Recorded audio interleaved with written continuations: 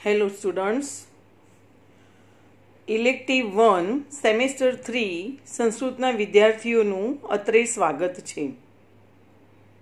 આપ જાણો છો એમ કોરોનાને લીધે આપણે બધા રૂબરૂ મળી શકતા નથી, એટલે ઓનલાઈન લેક્ચરની વ્યવસ્થા કરી છે.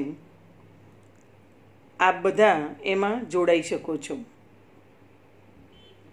ગયા વર્ષે આપણે ભગવદ્ ગીતા, સ્વપ્નવાસવદત્તમ અને રઘુવંશમ આ 3 પુસ્તકોનો પરિચય મેળવી ચૂક્યા છીએ. સેમેસ્ટર 3માં ગયા વખતની જેમ આ વર્ષે પણ 2 પેપર છે. 201માં કાવ્યપ્રકાશ અને 202માં પ્રાસ્તાવિક વિલાસ. 201 કાવ્યપ્રકાશ વિશે આજે આપણે થોડીક વાત કરીશું. કાવ્યપ્રકાશના રચયિતા મમ્મટ છે. કાવ્યપ્રકાશ પહેલાં તો જ્યારે આપણે કોઈ પણ ટેક્સ્ટ વિશે ભણવા જઈ રહ્યા હોઈએ ત્યારે આપણે એના ટાઇટલ વિશે સૌથી પહેલાં ચર્ચા કરીએ. ગયા વર્ષે પણ સ્વપ્નવાસવદત્તમ, વિક્રમોર્વશીયમ, કાલિદાસના લગભગ બધા જ નાટકો અને એ નાટકોના ટાઇટલ કેવી રીતે, એના શીર્ષક કેવી રીતે આપવામાં આવે એની આપણે ક્લાસમાં ચર્ચા કરેલી જ છે. તો કાવ્ય પ્રકાશ કે જેમાં કાવ્ય વિશે બહુ જ વિગતે વાત કરવામાં આવી હોય. મોટાભાગના સાહિત્યમાં લગભગ 2 પ્રકારનું સાહિત્યના લગભગ 2 પ્રકારો હોય છે. એક ગદ્ય સાહિત્ય અને પદ્ય સાહિત્ય. સંસ્કૃત સાહિત્યમાં 3 પ્રકારનું સાહિત્ય મુખ્યત્વે આપણને જોવા મળે છે. એમાં એક છે ગદ્ય, પદ્ય અને ચંપુ કાવ્યો. ગદ્ય એટલે સામાન્ય રીતે આપણે જેને વાંચી શકીએ. આમ તો ઘણા બધા મિત્રો કાવ્યને પણ વાંચીને સંભળાવતા હોય છે. અને કાવ્ય એટલે શું? ખરેખર ગાઈ શકાય. ગાઈ શકાય નહીં પણ ગાવાનું જ હોય એને આપણે કાવ્ય કહીશું. તો કાવ્ય કેવું હોય? કાવ્ય લખવા માટે આપણી કેવી કેપેસિટી હોવી જોઈએ? અને કાવ્ય લખવા માટેના જે બધા જ નીતિ નિયમો એની મમ્મટે કાવ્ય પ્રકાશમાં ખૂબ સુંદર રીતે રચના કરી છે.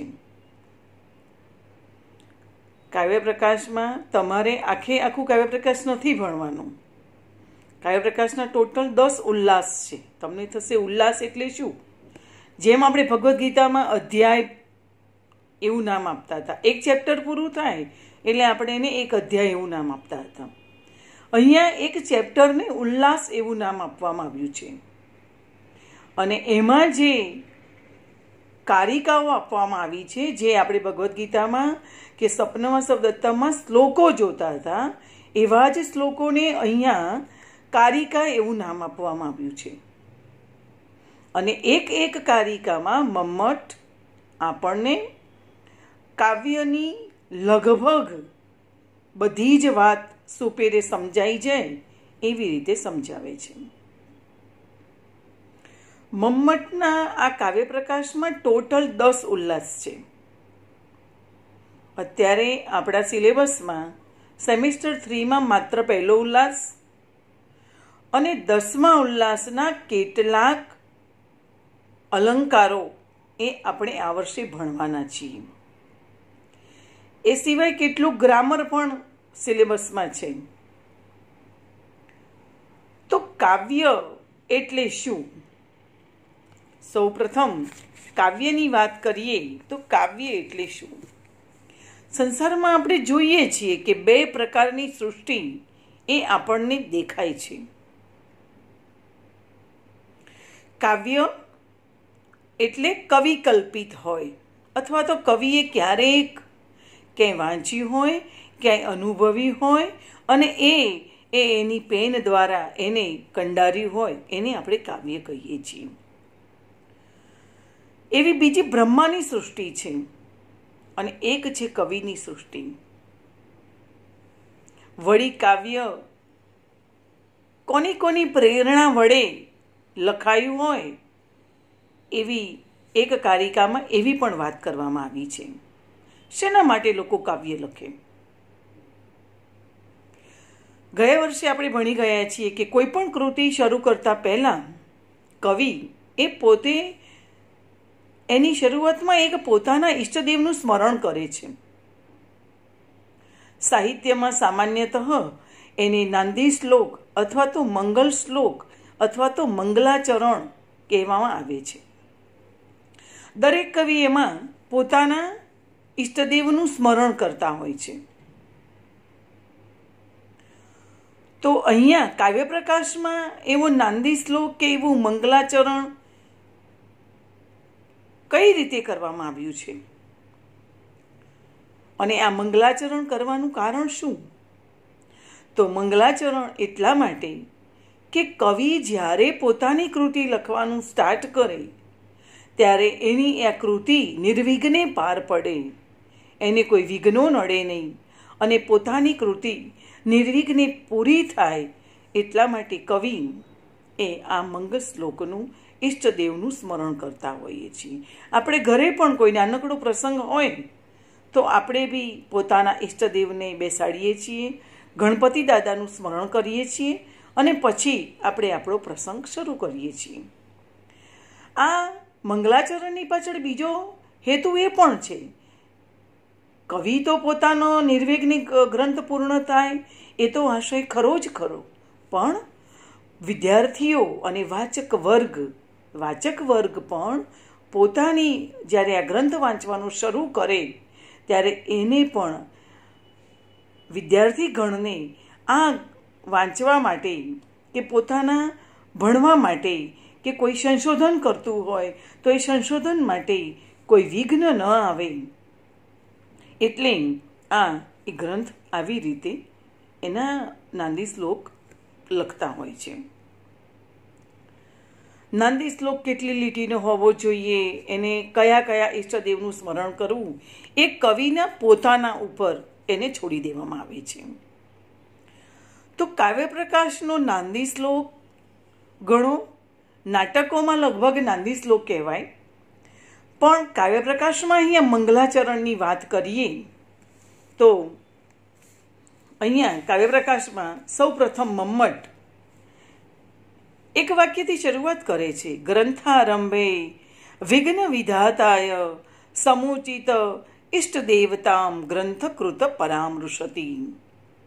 એટલે કે હું આ ગ્રંથનો શરૂઆત કરતા પહેલા વિઘ્નનાશક એવા ઈષ્ટદેવતાનું સ્મરણ કરું છું. દરેક કવિના ઈષ્ટદેવતા અલગ અલગ હોઈ શકે, પણ હેતુ તો એક જ છે કે આપણો ગ્રંથ નિર્વિઘ્ને પૂરો થાય. તો કાવ્યપ્રકાશની પહેલી કારિકા આપણે જોઈએ.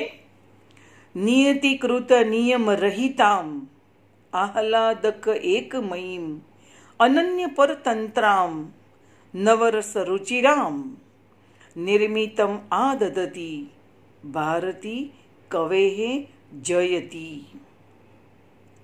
નિયતિકૃત નિયમ રહિતામ. નિયતિ એટલે પ્રકૃતિ. પ્રકૃતિથી નિર્મિત. આપણે જાણીએ છીએ કે પ્રકૃતિ એટલે બ્રહ્માની સૃષ્ટિ. બ્રહ્માએ જે નિર્મિત કર્યું છે એમાં હું કે તમે કોઈ જ ફેરફાર કરી શકવાના નથી. બ્રહ્માની સૃષ્ટિમાં ઝાડના પાંદડા લીલા જ હોય અને એનું થડ તમે જે બ્રાઉન કલરનું જોવો છો એમ જ હોય.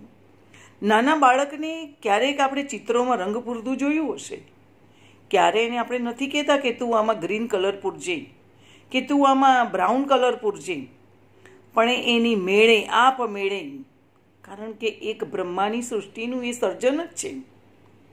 એ સર્જનને ખબર છે કે એમાં આજ કલર, કારણ કે એના માઇન્ડમાં ફિટ થયેલું છે. તો આ નિયતિકૃત નિયમ રહિતામ, નિયમથી કૃત એટલે કે ટોટલ બંધાયેલી અને વળી નિયમ વગરની. કવિની સૃષ્ટિને કોઈ નિયમો કોઈ બંધનો ક્યાંય નડતા નથી.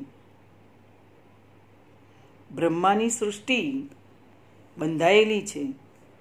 એને વરસાદ ચોમાસામાં જ આપણે ચોમાસું કેમ કહીએ છીએ? કારણ કે વરસાદ ચોમાસામાં જ આવે, અને એ સિવાય જો આવે તો આપણે એને શું કહીએ છીએ? બિન સિઝનનો જ્યારે વરસાદ આવે ત્યારે આપણે એને કહીએ છીએ કે આ માવઠું થયું. તો આ છે બ્રહ્માની સૃષ્ટિનો ચમત્કાર. બ્રહ્માની સૃષ્ટિમાં બધું સિઝન પ્રમાણે, ઋતુ પ્રમાણે ચાલે. કવિને આવા કોઈ બંધનો નથી નડતા. કવિ તો ગ્રીષ્મ ઋતુનો ધોમ ધખતો તાપ હોય, 45 ડિગ્રી ગરમી પડતી હોય, તો એ કવિ એવી કલ્પના કરી શકે કે ના, અત્યારે તો શ્રાવણ મહિના જેવો અનરાધાર વરસાદ વરસી રહ્યો છે, અને એ એની જે નાયિકા હોય એનું વર્ણન કરી શકે કવિ. વળી કે છે કે આહલાદક એક મહિમ, ખૂબ જ આનંદ આપનારી. આહલાદક એક મહિમ, તમે જુઓ કવિતા વાંચો તો તમને બહુ મજા આવે. એટલે કે છે આહલાદક એક મહિમ, એક રૂપ થઈ જાઓ. તમે જ્યારે નાના હશો ને, જો કેવો રસ છે એ તો મને ખબર નથી, પણ ગુજરાતીનું તમે પુસ્તક લેશો ને તો પહેલાં તમને એમ થશે કે પહેલાં આપણે કાવ્ય વાંચી જઈએ. પદ્ય વાંચવાની બહુ મજા આવે. હવે તો પુસ્તકો જ તમને ગમતા નથી. આહલાદ એક મહિમ અનન્ય પરતંત્રામ, કોઈની પરતંત્ર, સ્વતંત્ર અને પરતંત્ર. તો કવિની સૃષ્ટિ છે એ બહુ સ્વતંત્ર છે, એ કોઈની પર ડિપેન્ડન્ટ નથી. અને બ્રહ્માની સૃષ્ટિ જે છે ને એને એવું ન ચાલે. એની ઈચ્છા પ્રમાણે ઝાડના પાંદડાનો કલર ન બદલી શકે. એને લાલ કલરના પાંદડા ચાલે જ નહીં, આપણને જ અજુગતું લાગે. એ છે બ્રહ્માની સૃષ્ટિ કે નિયમોથી બદ્ધ છે, પૂરેપૂરી બંધાયેલી છે. વળી કે છે નવરસ રુચિરામ. નવરસ, નાટકોમાં આપણે રસ વિશે ભણી ગયા છીએ. આ તમને સૌથી વધારે ગમતો રસ એટલે આનંદ, અને હું જે લેક્ચર આપું છું એ સૌથી નહીં ગમતો રસ, રાઈટ? એટલે સૌથી વધારે નવે નવ રસનું જેમાં, અને વળી મજા બી આવે, રુચિ, જે તમને ફોન રમવામાં મજા આવે છે ને એવી. નવરસ રુચિરામ, નવે નવ રસ જેમાં આલપ્ત હોય, અને એવી કવિતા. ખાલી ઈચ્છા થઈને 4 વાક્યો લખ્યા એવી નહીં. એટલે અહીંયા મમ્મટની કવિતા છે, યાદ રાખજો તમે. મારા ને તમારા જેવા એ નવા નવા નિશાળિયાઓ તૈયાર કરેલી કવિતા નથી મિત્રો. આ મમ્મટની કવિતા છે. અને વળી કે છે નિર્મિતમ આદધતી, એનું નિર્માણ થાય ને ત્યારે તમને બહુ મજા આવે. એવી નિર્માયેલી કવિતા. અને ભારતી એટલે વાણી, ભારતી એટલે વાણી. એવી કવિ હે જયતી, એવી કવિની વાણી જય પામે છે. જુઓ અહીંયા બ્રહ્મા તો સૃષ્ટિના સર્જનહાર છે, પણ તોય કે છે કે ના, બ્રહ્માની સૃષ્ટિ જય નથી પામતી. કારણ કે હું ને તમે બધા જાણીએ જ છીએ કે બ્રહ્માની સૃષ્ટિ એટલે કેવી અને શું. એટલે અહીંયા કવિની વાણી જય પામે છે, કારણ કે કવિને કોઈ બંધનો નથી. સરોવરમાં કમળ આપણને ખબર રાત્રે ખીલે અને સવારે મુરઝાઈ જાય. બ્રહ્મા તો બપોરે 12 વાગે પણ એ કમળને ખીલવી શકે. આ છે કવિની સ્વતંત્રતા. અને એને જાતે નિર્મેલું પોતાના મનના ભાવોને પૂરેપૂરી, બધા જ રસો, બધા જ ભાવો એમાં નિર્માયેલા હોય એવી કવિની વાણી એ જય પામે છે. તો આ મંગલાચરણમાં ફરીથી આપણે એકવાર જોઈએ. આ મંગલાચરણમાં અહીંયા મમ્મટે, કવિએ એટલે કે મમ્મટે બ્રહ્માની સૃષ્ટિ અને કવિની સૃષ્ટિ એ બંનેનું કમ્પેરિઝન કર્યું છે. કોની સૃષ્ટિ ચડિયાતી છે, બ્રહ્માની સૃષ્ટિ કે કવિની? મમ્મટ પોતે જ કારિકાના અંતમાં કહે છે કે ભારતી કવે જયતી, બ્રહ્માની સૃષ્ટિ ભલે આટલી સરસ સુંદર બનાવી હોય, પણ તોય કવિની વાણી એ જય પામે છે. કવિની વાણી એટલે કાવ્ય, કવિની વાણી એટલે કાવ્ય, કવિની વાણી એટલે કવિતા, અને એનું સર્જન એ જય પામે છે. નિયતિકૃત, ફરીવાર આપણે કારિકા જોઈ જઈશું. નિયતિકૃત નિયમ રહિતામ. નિયતિ એટલે પ્રકૃતિકૃત, પ્રકૃતિથી બંધાયેલી, છતાં પણ નિયમોથી રહિત.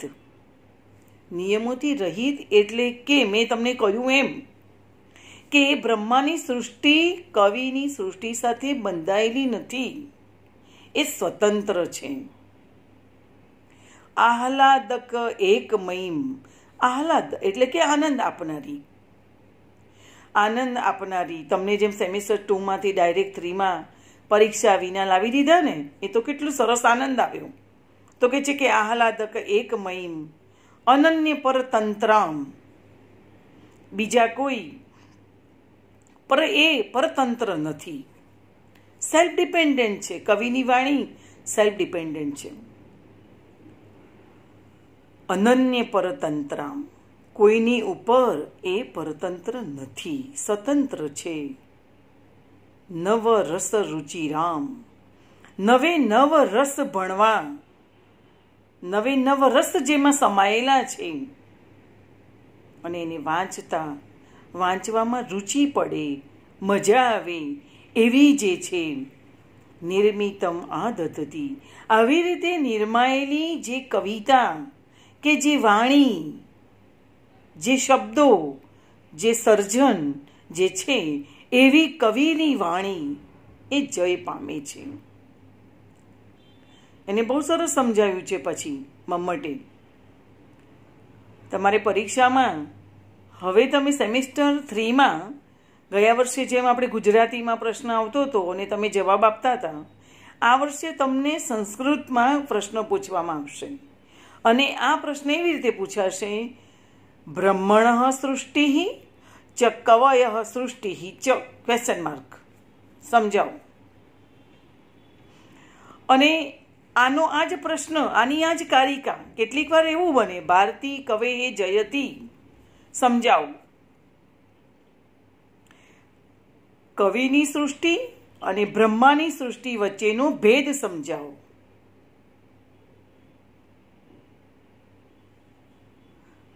કાવ્ય પ્રકાશના ઉલ્લાસ 1ના મંગલાચરણ વિશે વિગતે લખો.